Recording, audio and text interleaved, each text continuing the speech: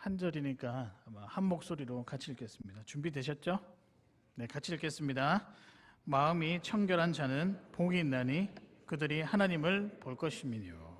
아멘. 오늘의 말씀은 때묻지 않는 믿음입니다. 제가 때묻지 않는다라고 하는 표현을 오늘 본문 어디에서 제가 이렇게 딱 끄집어냈을까요? 네, 청결한 자, 청결한 자.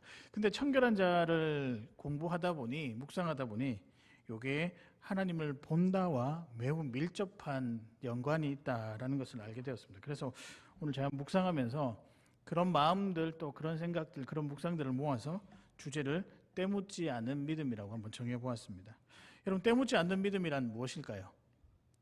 생각하기를 주의 말씀에 즉각적으로 순종하고 또 모든 일에 감사와 즐거움으로 보내는 것, 그것이 때묻지 않는 믿음으로 살아가는 삶이다라고 생각을 우리 모두가 다 할 것입니다.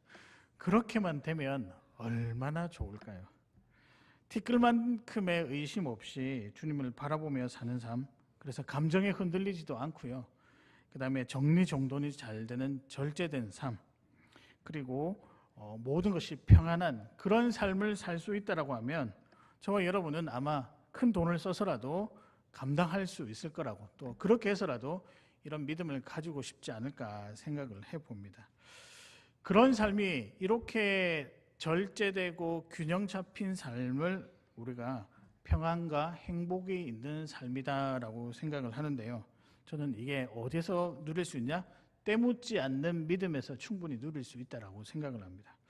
그래서 때묻지 않는 믿음이란, 잠시 정리를 하면 순종이 있고 감사가 있는 삶, 그것이 때묻지 않는 믿음으로 살아가는 삶입니다. 근데 우리가 생각을 해보니까요, 신앙생활 꽤 오래 하셨잖아요. 짧게 하신 분들도 있겠지만 여튼 그렇게 하면서 때묻지 않는 믿음으로 감사와 평안과 기쁨을 누렸던 그 순간보다 염려되고 두려움도 많고 또 고난이라고 하는 이 장애물 속에서 힘들어했던 흔적들이 훨씬 더 많은 것 같아요. 저도 물론 이제 목사지만은 제 삶의 어떤 기억을 되돌아보면 감사한 일도 물론 많죠. 도전되는 일도 물론 많죠. 그리고 너무 기쁜 일도 많죠. 그러나 그것보다 힘들었던 기억이 사실은 더 많은 것 같아요. 물론 그 속에서 주어지는 은혜 때문에 지금까지 살아왔지만 우리는 다 그런 것 같습니다. 뿐만 아니라 말씀은 우리에게 너희가 삶이 조금 변하면, 삶이 무엇인가 하나님께 방향이 딱 바로 바뀌면, 바로 잡히면 너희가 더 행복할 것이다, 평안할 것이다, 그렇게 권면하고 말씀을 통해서 도전하지만 또 그렇게 살려고 노력했지만 변화되지 않아서 속상할 때도 종종 있었습니다. 왜 그럴까? 우리가 신앙생활을 오랫동안 했는데 왜 우리는 변화되지 않고 늘 기쁨과 평안을 누리지 못할까? 제가 곰곰이 생각을 해봤거든요. 근데 답을 하나 발견할 수 있었습니다. 아마 적당히 해서 그런 것 아닌가. 적당히 믿고 적당히 경건생활을 하면 사실 살아가는 데는 전혀 지장이 없거든요. 변화는 없습니다. 뜨거운 은혜를 경험하기가 쉽지 않다는 거죠. 여러분, 그래서 우리가 적당히 해도 사는데 전혀 지장이 없으니까 그렇게 살아도 되는가 보다라고 생각을 하지만 이 적당히에는 사실 함정이 있습니다. 뭐냐면은 적당히 살다 보면 신앙의 경계선이 모호해질 때가 있습니다. 어떤 일을 두고서 믿음으로 결단해야 될지 아니면 그렇지 않은지를 사실 분별하기가 쉽지 않다는 거죠. 적당히 신앙생활하고 적당히 예배드리고 적당히 뭘 하다 보면, 아니 우리 삶을 살아가는 태도 자체도 적당히 하다 보면 정말 이걸 해야 돼, 아니 이거는 지금 버려야 돼, 결단하기가 쉽지 않고 구분하기가 쉽지 않다는 거죠.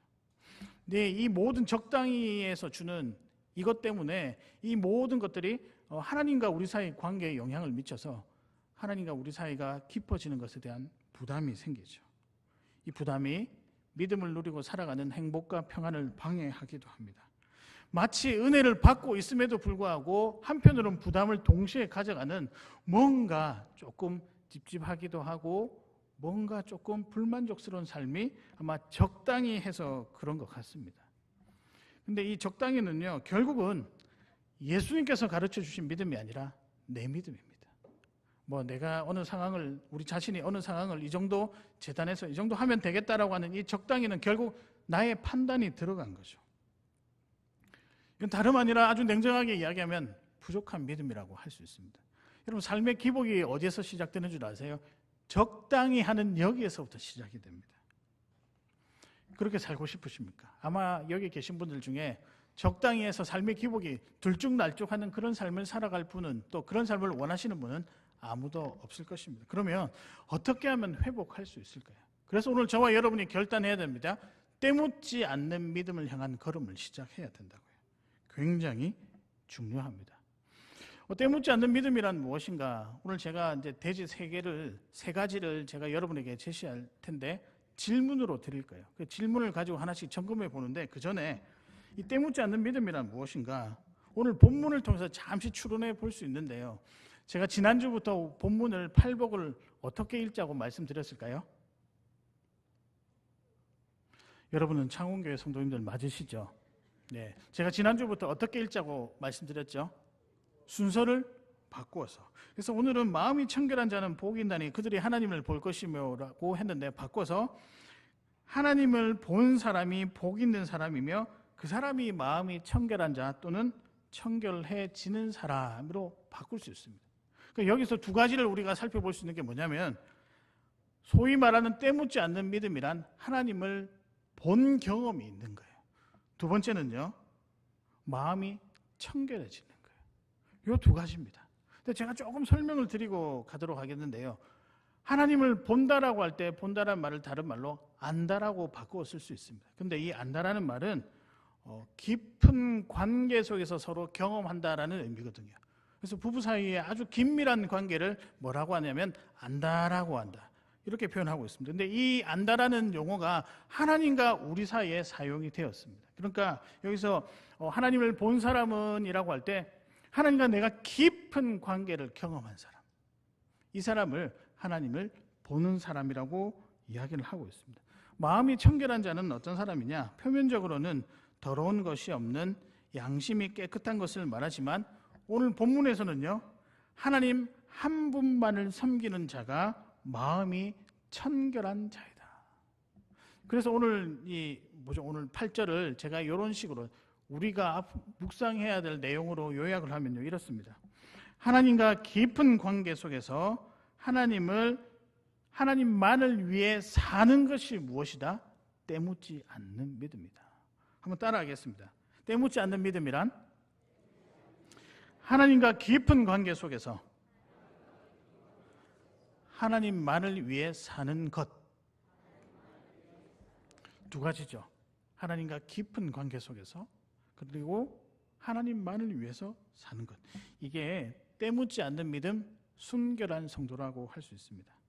사랑하는 여러분, 이것이 저와 여러분의 삶의 목표가 되었으면 좋겠습니다. 우리도 살아가면서요, 단 한순간이라도, 단 한 번이라도, 아니 단 한 주간이라도, 아니요 단 하루라도 때묻지 않는 믿음으로 한번 살아보았으면 좋겠습니다. 그렇게 할 때 진정코 짧은 시간이지만, 아니면 긴 시간이 될 수도 있겠죠, 삶의 행복을 여기에서 누릴 수 있게 될 것입니다. 그렇게 살아가시는 귀한 여러분 되시기를 주님의 이름으로 축복합니다. 때묻지 않는 믿음은 무엇인가? 아까 제가 여러분에게 질문을 드린다고 했죠. 질문이 대지의 메시지입니다. 첫 번째입니다. 때묻지 않는 믿음이란 예수 그리스도 안에, 내가 예수 그리스도 안에 있는가입니다. 첫 번째 대지는 내가 예수 그리스도 안에 있는가입니다. 때묻지 않는 믿음이요, 때묻지 않는 믿음이란 간단합니다. 저와 여러분이 예수 그리스도 안에 내가 지금 있는가? 아니면 예수 그리스도 바깥에 있는가? 여러분의 말, 행동, 그리고 모든 삶의 모습이 예수님 닮아가는 것을 예수님 안에 있는가라고 하는 질문으로 사용할 수 있는데요. 사랑하는 성도 여러분, 여러분이 어디서 무엇을 하든지 예수 그리스도 안에 있는 성도가 되시기를 주님의 이름으로 축복합니다. 사람의 수준이라고 하죠. 한 사람에 대한 평가이기도 하고, 그 사람이 풍기는 향기를 말할 때 우리가 저 사람 수준이 저렇다라고 이야기를 하죠. 그래서 주변에 조금 죄를 많이 짓는 사람들 옆에 있으면 죄 짓는 것이 상식이 되어버리죠. 그 사람들에게 영향을 받아서 그 사람의 수준은 죄를 짓는 수준 딱 거기에 머물게 되는 거죠. 반대로 따뜻하고 사람을 잘 돕고 참 정결한 사람이 있는 사람들은 어떻게 되면 그 안에 있으면 우리도 따뜻하게 되고 누군가를 돕게 되고 선한 마음을 가지게 되는 거죠. 삶의 수준이 거기에서 정해진다는 거죠. 그래서 저 사람에 대해서 수준이 뭐냐라고 할 때는 저 사람이 가지고 있는 평가, 그 사람에 대한 평가일 뿐더러 그 사람이 풍기는 향기라고 말씀드릴 수 있죠. 여러분 맹모삼천지교 아시죠? 예, 오늘은 1부도 그렇고 2부도 그렇고 날이 이렇게 축 처져서 그런지 그냥 축 처져 계시는 것 같아요. 그래서 제가 오늘 목이 좀 아픕니다. 힘을 너무 용을 써가지고 저를 긍휼히 여겨주시길 바랍니다. 맹모삼천지교라고 아시죠? 물론 오늘 적합한 비유일지는 모르겠지만 처음에 맹자네 집은 어디에 있었냐면 공동묘지 근처에 있었습니다. 맹자는 날마다 그러다 보니 맹자 엄마가 보니 날마다 장사 지내는 모습, 소위 말하는 이제 장례 지내는 모습을 흉내내며 살았던 거죠. 이것을 본 이제 맹자의 엄마가 이래서는 안 되겠다. 다시 이사를 했습니다. 어디로 이사를 했을까요? 시장으로 이사를 했습니다. 근데 또 시장 근처다 보니 맹자가 날마다 장사놀이를 하는 것 아니겠습니까? 이래서는 안 되겠다. 우리 맹자가 공부도 좀 열심히 하고 세상에 입하지 않은 사람이 되었으면 좋겠다. 그래서 옮겼습니다. 이사를 했습니다. 어디로 옮겼을까요? 학교 주변, 서당 주변으로 옮겼죠. 그리고 나니까 맹자가 뭘 하고 놀았느냐? 날마다 공부놀이를 하고 놀았답니다. 이렇게만 되면 얼마나 좋을까요? 예. 물론 이제 맹자 어머니의 교육열을 나타내 주는 그런 일화이기도 하지만 저는 한 사람의 수준을 보여주는 예화라고 생각합니다. 수준은요, 곧 테두리입니다. 테두리. 영역이죠, 영역. 그 사람이 어떤 테두리 안에 있는가에 따라서 그 사람이 어떤 사람인가가 결정지어집니다. 뿐만 아니라 그 사람이 어떤 테두리 안에 있는가에 따라 그 사람이 어떤 방식으로 삶을 살아나가는지 또한 여러 가지 문제 앞에서 어떻게 그 문제를 해결해 나가는지가 결정이 됩니다. 그래서 테두리는 곧 수준입니다. 기준이라고도 바꿔서 사용할 수 있겠죠. 그럼 제가 여러분에게 질문 드리겠습니다. 성도는 어떤 테두리 안에 살아가야 될까요? 첫 번째 대체 답을 다 드렸는데 성도는 어떤 테두리 안에 살아가야 될까요? 예수 그리스도입니다. 그래서 우리의 수준이 우리의 수준이 무엇이어야 되냐면 예수 그리스도의 수준이 되어야 된다는 거죠. 목사님, 우리가 감히 어떻게 예수 그리스도의 수준이 될 수 있습니까? 물론 그분하고 우리가 동일 선상에 놓을 수는 없죠. 우리는 피조물이니까요. 그러나 그분의 은혜와 그분의 영향 아래는 있을 수 있잖아요. 우리의 삶의 테두리가 어떠해야 된다? 예수 그리스도여야 된다. 간단하게 이야기하면 지금 여러분의 생각과 여러분의 행동과 여러분의 삶의 방향이 예수 그리스도 안에 있느냐 없느냐 이거 한번 점검하시라는 거죠. 이게 때묻지 않는 믿음이라는 겁니다. 사실 이 말은 굉장히 중요합니다. 우리 삶의 테두리가 예수 그리스도다. 이건 여러분이 누구인가 정체성을 딱 정의하는 매우 중요한 말이죠. 그리고 어떻게 살아야 되는지 삶의 방향도 정해주는 매우 중요한 겁니다. 그래서 저와 여러분의 수준이 꽤 높았으면 좋겠어요. 어떤 수준? 물론 이제 수준이 높고 낮음이 중요한 게 아니라 여러분의 수준이 예수 그리스도였으면 좋겠습니다. 그런데 우리가 가끔은 이 테두리를 벗어나고 싶은 욕구가 있죠. 근데 여러분 이게 벗어나잖아요. 그때 고통이 찾아옵니다. 고난이 찾아옵니다.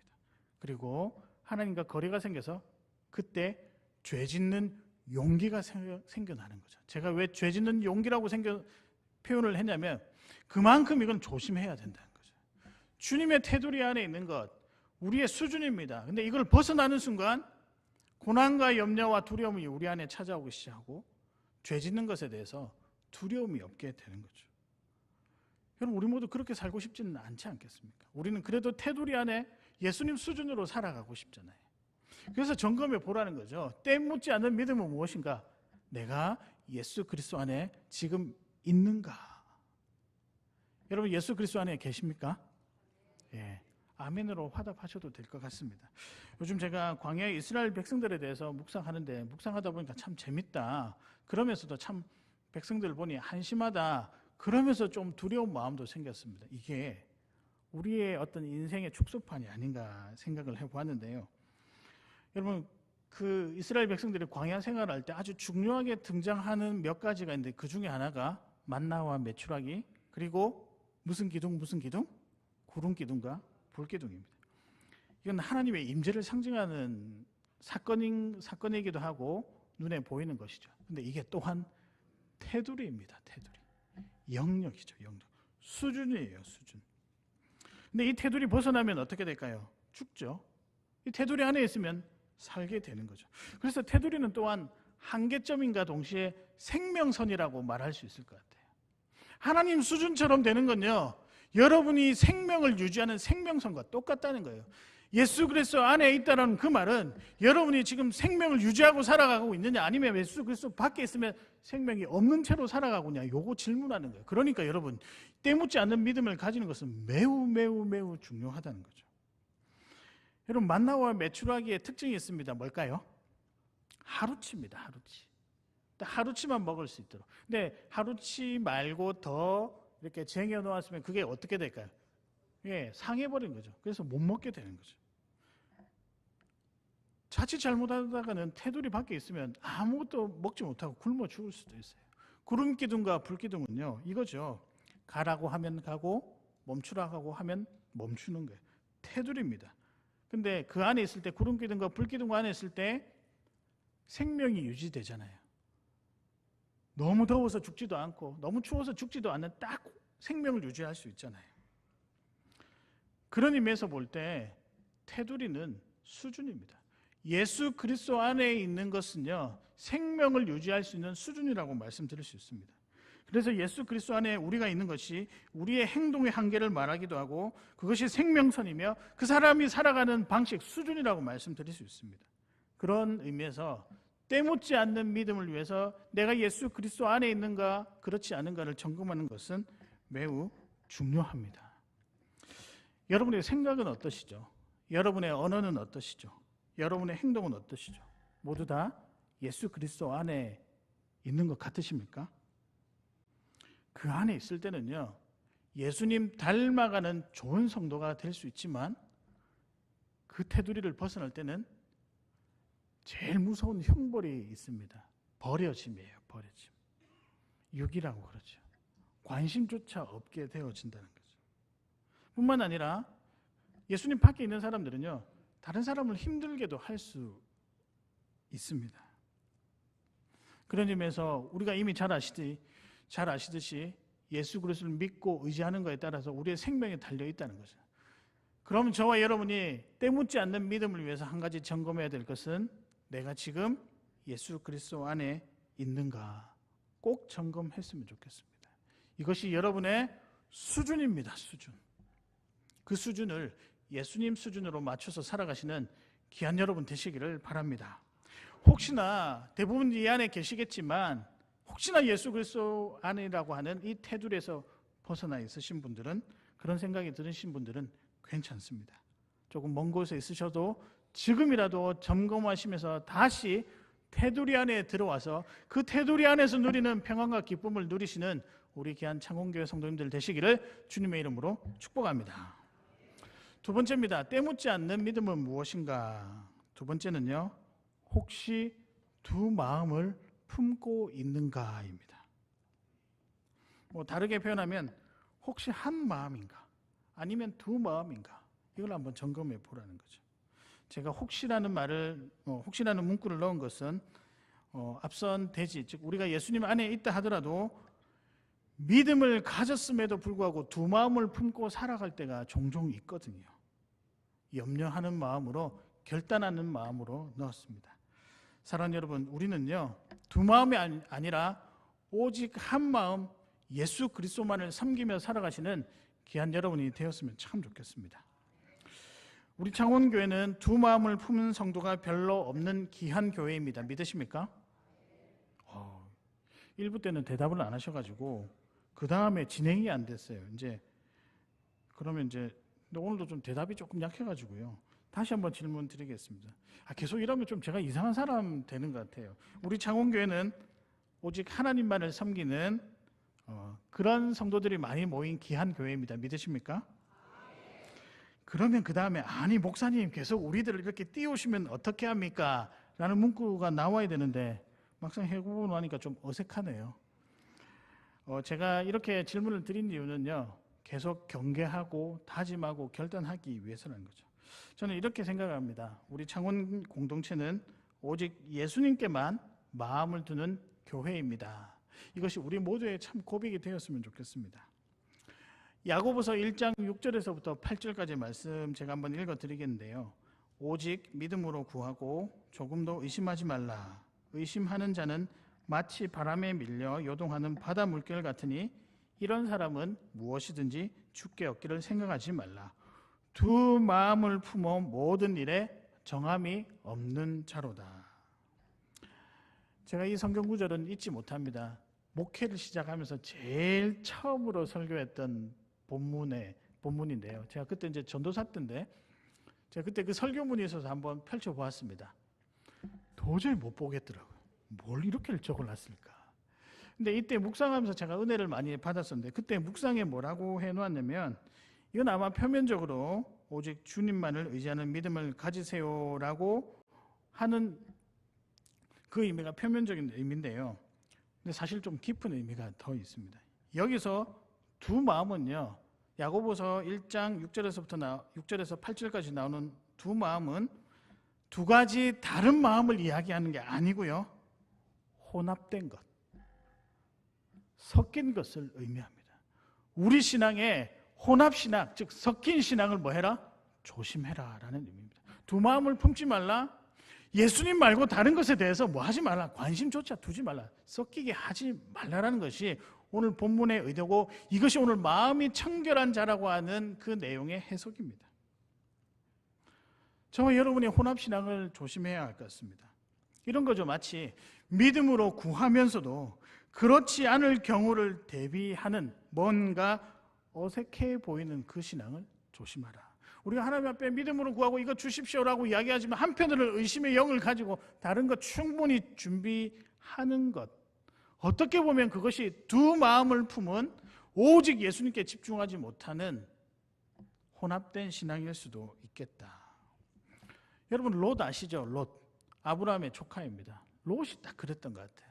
그가 삼촌하고 다니면서 예배도 드리고 제사도 드리면서 하나님에 대해서 알고 있었을 거예요. 그리고 하나님에 대한 신앙이 있었을 거예요. 그러나 그 삶의 어떤 생각이 한편으로는 어디에 관심이 많이 가 있었을까요? 소돔과 고모라가 속해 있는 땅이죠. 그러니까 삼촌하고 땅 가르기를 하잖아요. 땅을 선택하는데 뭐 너는 동쪽, 뭐 너는 서쪽, 뭐 이렇게 해라라고 하니까 여지없이 저기 좋아 보이는 소돔과 고모라 땅. 왜냐하면 그 마음속에 믿음이 있었지만 한편으로 그들이 즐기는 문화에 대한 관심이 있었다는 거죠. 이게 여러분 두 마음이에요. 변질된 신앙입니다. 혼합신앙은요, 쓸모가 없는 신앙입니다. 마태복음 19장에도 부자 청년 이야기가 나오죠. 어떻게 하면 구원을 받을 수 있겠습니까? 라는 말에 주님께서 이렇게 이야기하십니다. 오직 하나님 한 분만을 섬겨라. 그리고 내 이웃을 내 몸과 같이 사랑하라.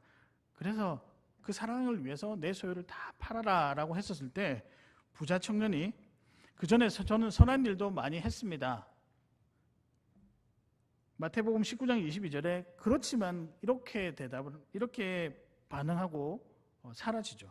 그 청년이 재물이 많은 거로 이 말씀을 듣고 그 다음에 뭘까요? 근심하며 가니라. 여러분 이게 딱 두 마음을 품는 거예요. 혼합신앙인 거예요. 보십시오. 구원을 위해서 열심히 살았다라고 이야기했죠. 예수 그리스도에 대한 믿음도 어느 정도 있죠. 그러나 결정적일 때 예수님께서 요구하시는 것 행하지 않잖아요. 저와 여러분의 삶에 혹시 두 마음을 품고 있는지, 오직 예수님께로만 그 마음이 가 있는지 한번 점검해 봐야 한다는 겁니다.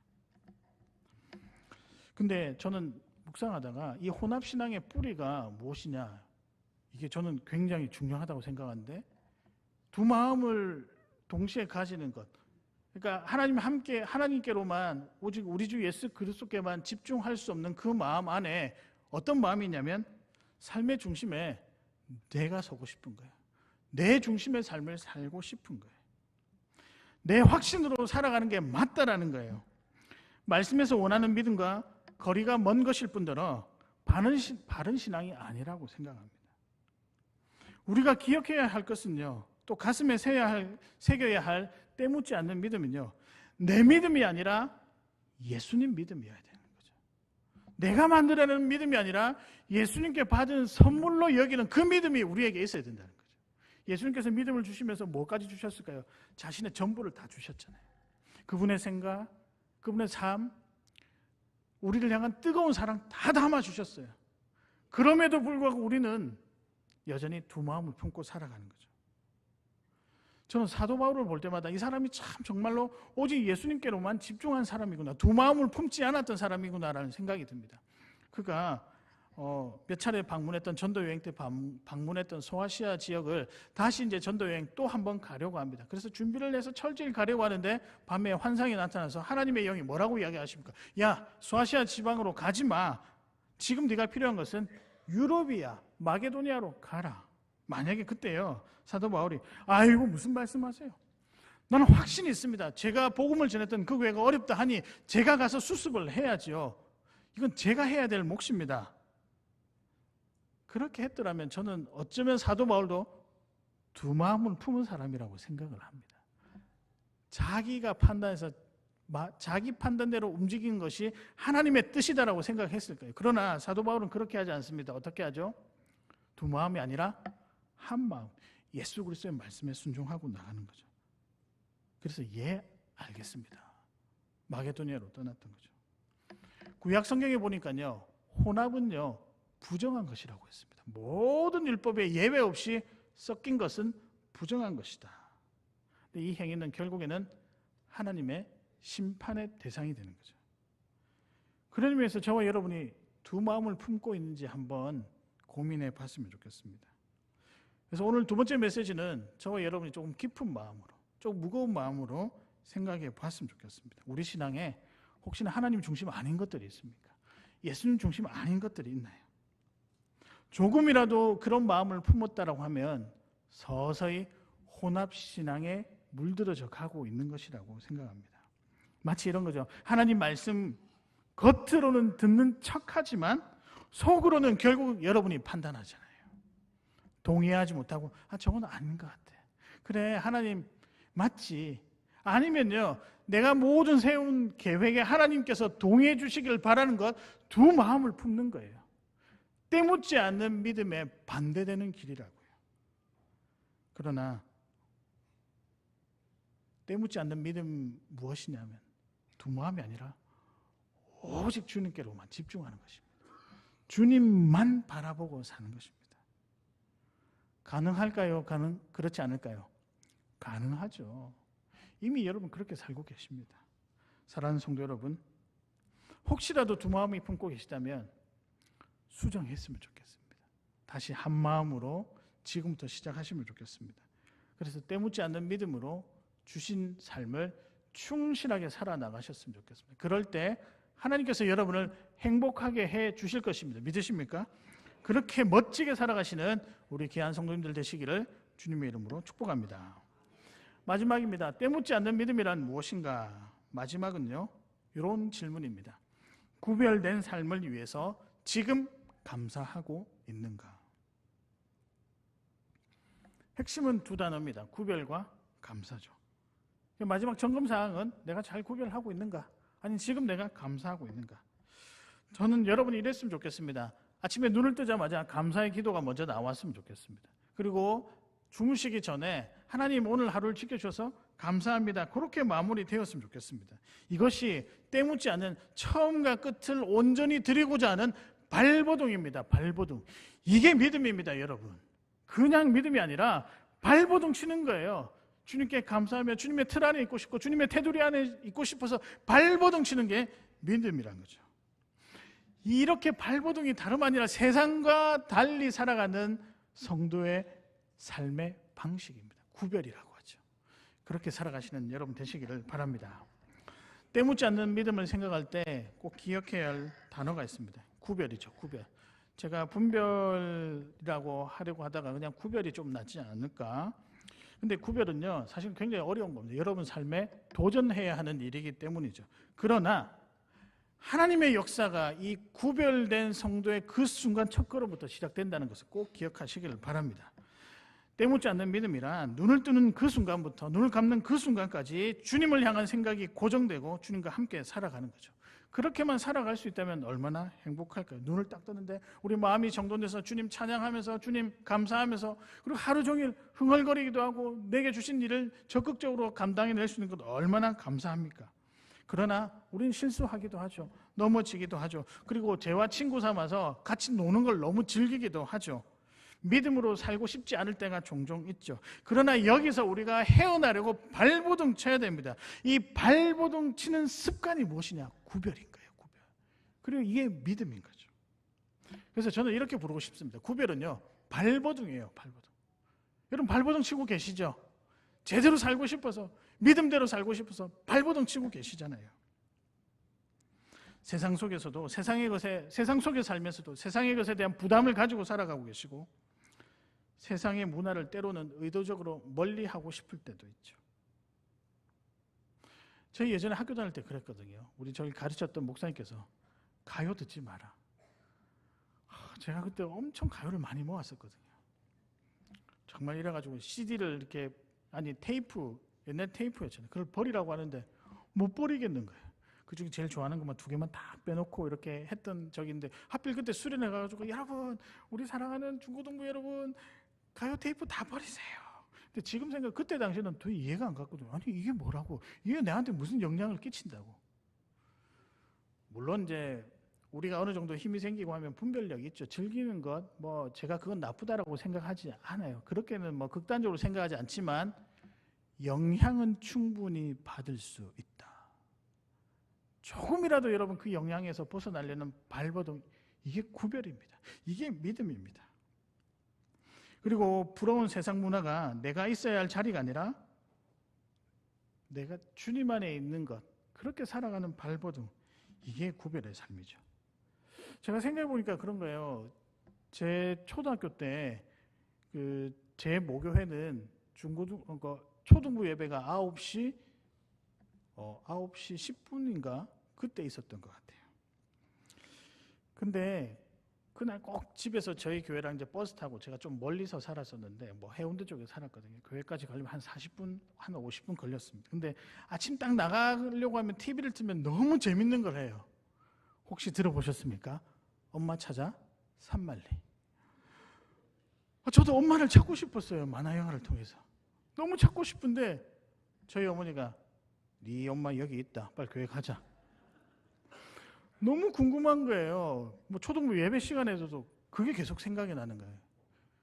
엄마 찾아 산말리. 엄마를 찾았을까? 얼마나 힘들었을까? 근데 그 어릴 때도 여튼 부모님이 그래서 그런지 모르겠지만 예배 드리려고 멈추고 갔잖아요. 저는 이 작은 행위가 구별이라고 생각을 합니다. 세상 사람들은 주일날 다 놀러 가죠. 이제 벚꽃 시즌이 다가왔습니다. 얼마나 오늘 날씨가 조금 비도 오고 약간 우중충하기도 하지만 이제 맑은 날이 오겠죠. 얼마나 유혹을 받겠습니까? 근데 우리는 죄송합니다, 이런 표현 썼어요. 안타깝게도 모여서 예배합니다. 근데 괜찮아요. 구별이거든요. 우리는 뭔지를 압니다. 뭐가 소중한지요. 세상의 모든 것들은 자기 이익을 위해서 살아가지만 우리는요, 다른 사람의 형편도 고려하잖아요. 아니, 내 형편보다 다른 사람의 마음을 더 생각할 때가 있잖아요. 또 그렇게 살아야 되고요. 뭘까요? 구별이죠, 구별. 자녀들을 양육할 때 세상이 다 하는 방법으로 따라가고 싶지만 그래도 주님이 원하시는 방법이 무엇인가 한번 스탑하고 고민하잖아요. 한 걸음 늦게 간다고 해서 인생이 달라질까요? 저는 그렇게 하는 것이 구별이라고 생각합니다. 여러분, 세상의 것 좋아 보이죠? 저 사람 뭔가 이렇게 걸쳐 있는 사람들이 좀 좋아 보이기는 해요. 믿음도 있지만 되게 이렇게 좀 지식인 같이 보이고 있어 보이고 세상의 것에 좀 지혜로워 보이고 경험도 많이 쌓아 보이는 것 같은데, 분명히 말씀드리지만 혼합신앙은 쓸모없는 신앙이에요. 우리는요, 딱 길이 행복한 길이라고 사실 지름길을 정해놓으셨잖아요. 예수 그리스도라고.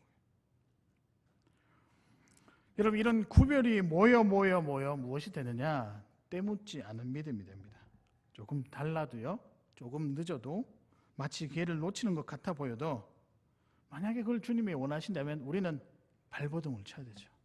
하고 싶은 것과 또 주님께 드리고 싶은 마음에서 발버둥을 쳐야 되죠. 여러분, 성도의 인생은 늦은 법이 없습니다. 믿으십니까? 획하고 지나가는 일도 없습니다. 저는 하나님께서 우리 삶에 믿음이 들어온 순간부터 아주 큰 선물 하나를 주셨다고 생각하는데 1초 1분이 의미 있는 시간들입니다. 믿으십니까? 그래서요, 역사는요, 우리가 써내가는 거예요. 믿음 안에서, 예수 그리스도 안에서 성도가 써내려가는 거죠. 우리가 시작하면 역사가 되는 거예요. 우리가 끝맺으면 역사가 끝마쳐지는 거예요. 그게 세상 가운데 있는 성도의 삶이 아닐까, 구별된 성도의 삶이 아닐까 생각을 해봅니다. 근데 제가 그러면 이 구별을 좀 잘하고 싶은데 어떻게 하면 좋을까요? 고민해봤는데 방법이 한 가지 있더라고요. 여러분, 그게 감사합니다. 감사의 어떤 그 힘을요, 무시하지 마십시오. 어마무시한 거예요. 여러분이 구별하고 싶죠? 어떻게 하면 되냐면 감사하시면 됩니다. 내가 날마다 내게 주어진 삶을 감사하다 보면 내가 왜 감사해야 되지? 아, 그렇지. 내 모든 삶의 형편이 예수 그리스도께부터 시작되고 이걸 깨닫게 되는 거예요. 감사가 의미를 찾게 되고 의미가 결단을 하게 되고 결단이 믿음을 낳게 되는 거예요. 감사로부터 믿음이 간다는 거죠.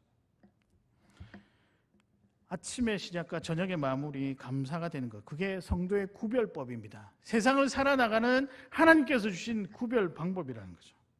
그래서 성경 말씀 보면 대부분의 메시지에서 제일 많이 등장하는 메시지가 뭐냐면 감사입니다. 감사.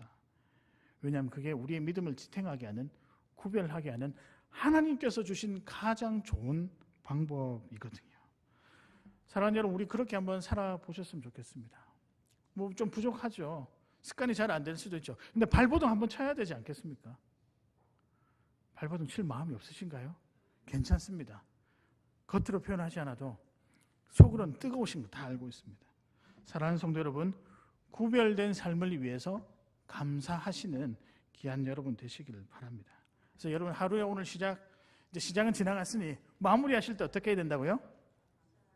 제가 분명히 전화 드릴 거예요. 11시 59분 59초에 전화 드릴 거예요. 잠을 깨우서라도 집사님, 권사님, 장로님 감사하셨나요? 그럼 또 제가 감사 못했으면 제가 감사기도 해드리면 되죠. 근데 11시 59분 59초는 좀 아닌 것 같고요. 구별하다 보면, 그렇게 감사하다 보면 구별할 수 있는 지혜와 힘이 생길 줄 믿습니다. 그렇게 삶을 살아가는 게 우리가 살아가는 삶의 방식입니다.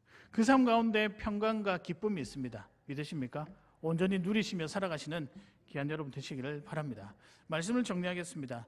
때묻지 않는 믿음이란 무엇인가? 첫 번째가 무엇일까요? 질문입니다. 내가 예수 그리스도 안에 있느냐? 아니란 말을 다른 말로 하면 수준이라고 말씀드렸죠. 테두리라고도. 여러분, 이번 한 주간 동안에 예수 테두리 안에서 살아가셨으면 좋겠습니다. 두 번째는요, 혹시 두 마음을 품고 있는가? 아니요, 우리는 어떻게 해야 되죠? 오직 예수님만 섬기는 여러분이 되었으면 좋겠습니다. 마지막은요, 구별된 삶을 위해서 지금 뭐 하고 있는가? 감사하고 있는가? 여러분, 이렇게 살면 제가 보기에 표정이 다 변합니다. 그리고 제가 보니까 우리 교회 성도님들이 우리 조금 외모적으로 굉장히 뛰어난 그룹인 것 같아요. 감히 아멘 하셨는데 괜찮습니다. 하셔도 될 것 같아요. 왜냐하면요, 사람마다 외모의 기준이 다르지만 하나님께서 보시는 외모의 기준은 여러분에서 풍겨나는 기쁨이 넘치는 그거 아닐까 생각을 해봅니다. 이게 제가 여러분 빈말로 드리는 것, 뭐 좀 그런 말도 있죠. 이미 팔이 안으로 굽게 되어 있는데 제가 뭐 다른 교회 가가지고 아이고 여러분 되게 이쁘십니다. 그건 거짓말이죠. 근데 우리는 그렇잖아요. 근데 저와 여러분이 그렇게 살아갔으면 좋겠습니다. 우리는 굉장히 귀한 자들입니다. 믿으십니까? 그런 의미에서 제가 마지막 오늘 읽었던 구절 한번 읽어드리겠습니다. 마음이 청결한 자는 복이 있나니 그들이 하나님을 볼 것이며, 그렇게 살아가시는 귀한 성도님들 되시기를 바랍니다. 우리 찬양